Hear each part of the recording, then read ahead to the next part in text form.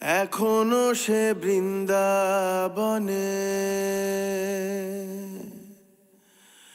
বাঁশি বাজে রে।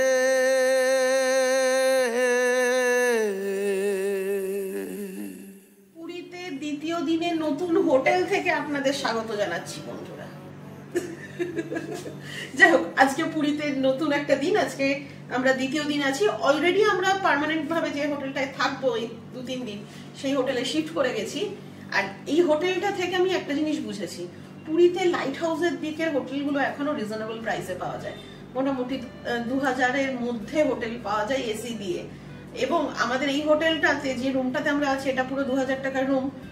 সাইড সি ফেসিং বা সি এর চিলতে ফেসিং বলা চলে, কিন্তু খুব সুন্দর চারপাশের ভিউটা। আমরা এই হোটেলের ফোন নাম্বারটা ডেসক্রিপশনে দিয়ে দেবো।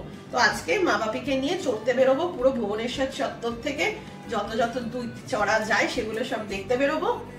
ইচ্ছা আছে ওড়িশার স্টেট ডেভেলপমেন্ট যে অথরিটি রয়েছে, ট্যুরিজম ডেভেলপমেন্ট, তাদের থেকেই গাড়ি বুক করে ঘোরা। এবং দেখা যাক কতদূর কি হয়। যেমন যেমন হবে আপনারা জানতেই থাকবেন।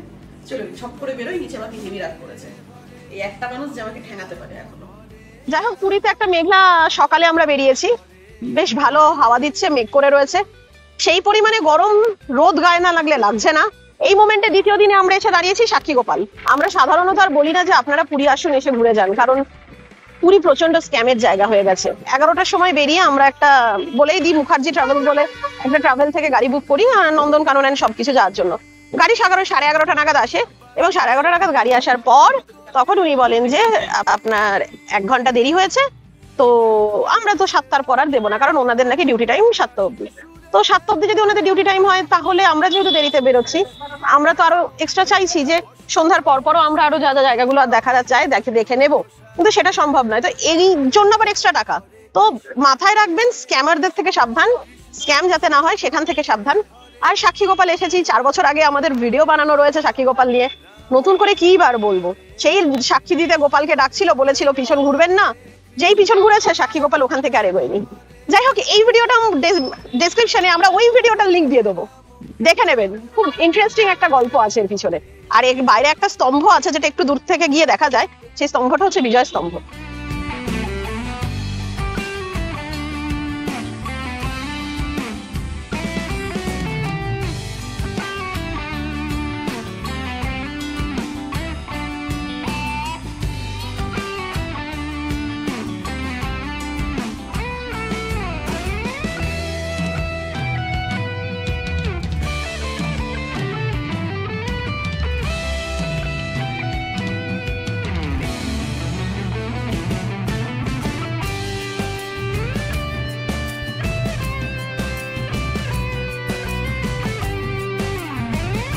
প্রতিটা ঘরে ঘরে শিল্পে।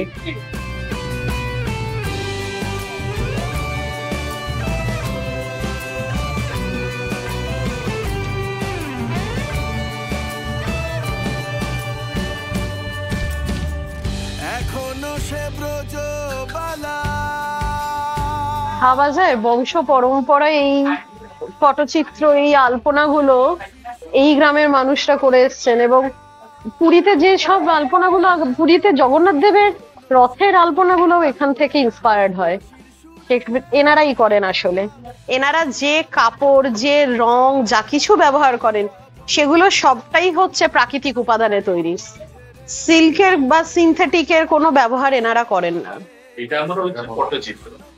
পটচিত্রটা কেন আছে না, 2টা কাপড় আছে, 2টা কাপড় আর পিতুলির বীজটা, ওটা যে মঞ্জিটা বলে না, ওটা ছেচিকি রাঁধে। রাঁধে নিতে পারে কম হচ্ছে, ওটা মশলা দিয়ে কৃষ্ণ কৃষ্ণ হরে হরে, হরে রাম রাম রাম হরে হরে। তোরা একবার বল রে মধুমাখা কৃষ্ণ নাম, একবার বল। তোরা একবার বল রে মধুমাখা কৃষ্ণ নাম, একবার বল। হরি হরায় নম কৃষ্ণ যাদবায় নম। আপনাদের জলের সমস্যা হয় না কারেন্ট না থাকলে? জল সমস্যা না, আমাদের টিউবওয়েলটা আছে না। ও আচ্ছা।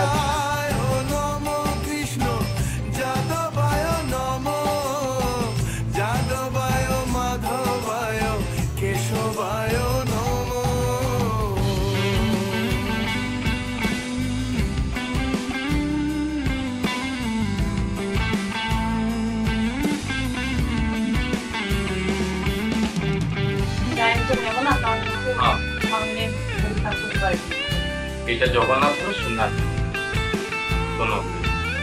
এই হলো ব্যাপার। পুরো গ্রামটা হচ্ছে শিল্পীদের গ্রাম।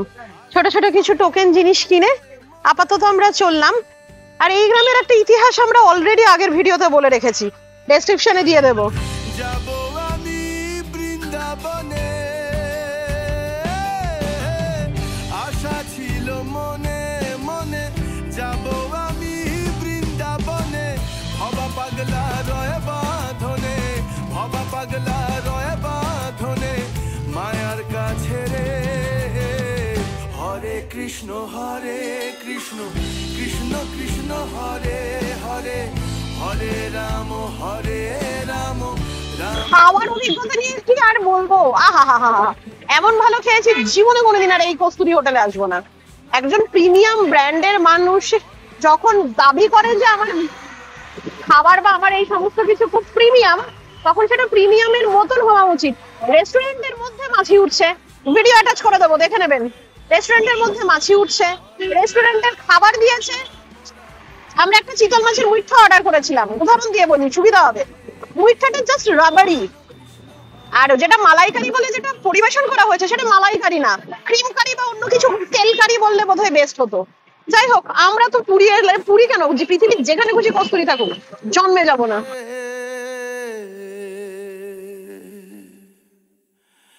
এই সরি, আস্তিক মুনির বউ বিনতার এখন ডিম হয়েছে, আর কদ্রুর পেটে তখনও বাচ্চা ছিল, কদ্রুর বাচ্চা হয়ে গেছে, সে একখানা সাপ হয়েছে। এবং বিনতার ডিমকে তা দিতে দিতে ওর আর মাথা ফাতা ঠিক নেই, ও ডিম ধরে এমনি করে ফাটাস করে ফাটিয়ে দিয়েছে অকালে।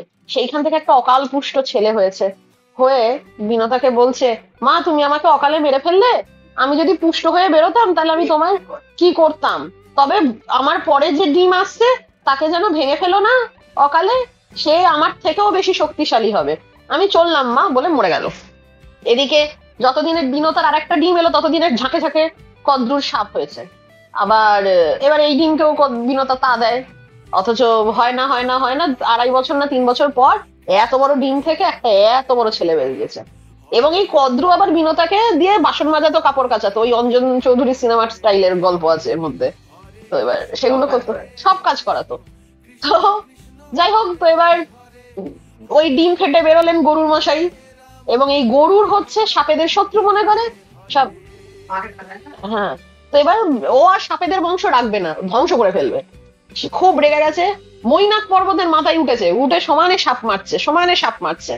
সাপ মারতে মারতে ও একদম তারপরে সাপদের তাড়িয়ে নিয়ে এসছে এই অবধি। হেমত অবস্থায় এখানে আছেন প্রভু জগন্নাথ দেব তখন গরুরকে বলে, তুমি এখানেই বিজয় ঘোষণা করো, সর্পেরও দরকার আছে এই পৃথিবীতে, তুমি স্তব্ধ হও। তো সেই ওই সাক্ষী গোপালের ওই বিজয় স্তম্ভের ওপরের ওই জায়গাটাতে নাকি গরুর স্তব্ধ হয়েছিল, লাস্ট সাপটা মুখে নিয়ে দিয়ে ছেড়ে দিয়েছিল, সেই জন্য ওইটা হলো গরুর বিজয় স্তম্ভ। পরীক্ষিতকে কামড়েছিল, দিয়ে জন্মেঞ্জয় আবার যজ্ঞ করতে লাগলো। পরীক্ষিত হচ্ছে অর্জুনের নাতি, যে উত্তরার গর্ভে ছিল।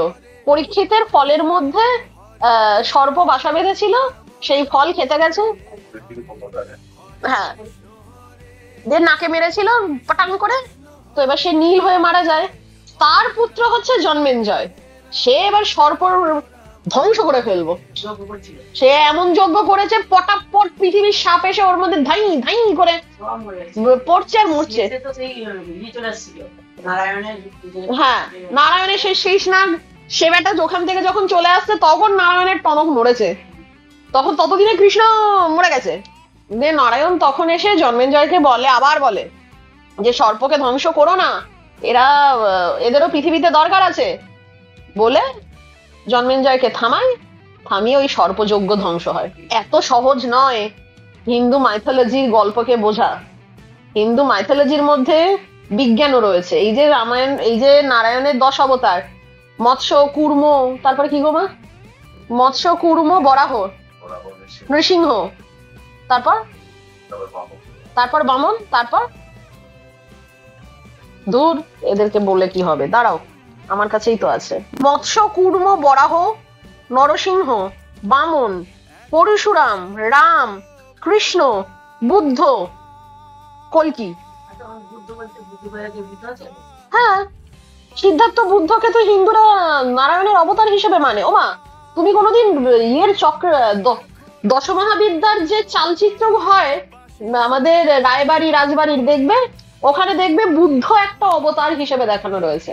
এর মধ্যে আবার ব্যাপার আছে, বুদ্ধকে মানেনি না, বুদ্ধের যে মত সে ছিল তন্ত্রের মত।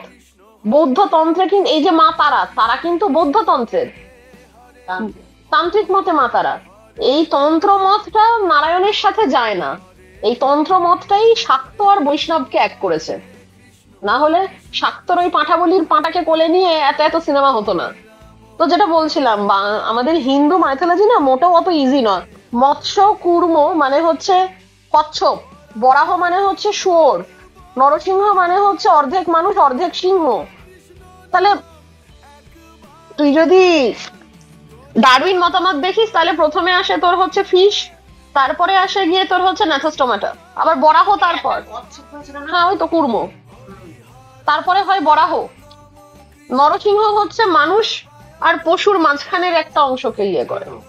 মাছের পর হচ্ছে উভচর, হ্যাঁ, উভচরের পর হচ্ছে একদম স্থলজ, তোর হচ্ছে স্থলজ জানোয়ার, হ্যাঁ মানুষের মাঝখানে, তারপরে হচ্ছে ছোট মানুষ যারা একেবারে প্রিমিটিভ মানুষ, তারপরে পরশুরাম, তারপরে রাম, তারপরে কৃষ্ণ, তারপরে বুদ্ধ, এগুলো তো সবই মানুষ উন্নত হচ্ছে।